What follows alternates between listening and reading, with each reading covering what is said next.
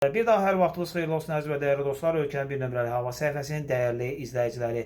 Öncədən də qeyd etdiyimiz kimi ölkə ərazisində hava şəraiti dəyişilməsi gözlənilirdi. Hal-hazırda bu proses baş verir. Ölkədə Bakı-Abşeron yarımadasında hava şəraiti dəyişib, güclü küləklər müşahidə olunur. Bəzi ərazidə yağıntılar da ehtimal olunur və bu gecə və sabah səhər 26-27 keçən gecə və 27 gün ərzində, 28 gün ərzində hava şəraitinin küləkli və yağıntılı olması ehtimalı var və xüsusilə bu proses cənub bölgəsində və şimal-qərb bölgəsində çox böyük təsir göstərəcək. Xüsusilə ələxüsus cənub bölgəsi, Lənkəran, Masallı, Astara. Siz daha çox ehtiyatlı olmanız lazımdır. Narıncı xəbərdarlıq olunur sizlə bağlı. Yağıntıların çox güclü və intensiv olacağı, son illərin ən güclü yağıntılarından biri olması gözlənilir. Su basmaları ehtimalı var, leysanlara ehtimalı var. Bu barədə ehtiyatlı olun və sizlərə xəbərdarlıq elan edirəm. Şimal-qərb və cənub bölgələrində güclü yağıntılar olacaq. Yalnız Naxçıvan Muxtar Respublikasında yağıntı olmayacaq. Digər bölgələrdə isə yağıntıların güclü və intensiv olması ehtimal olunur.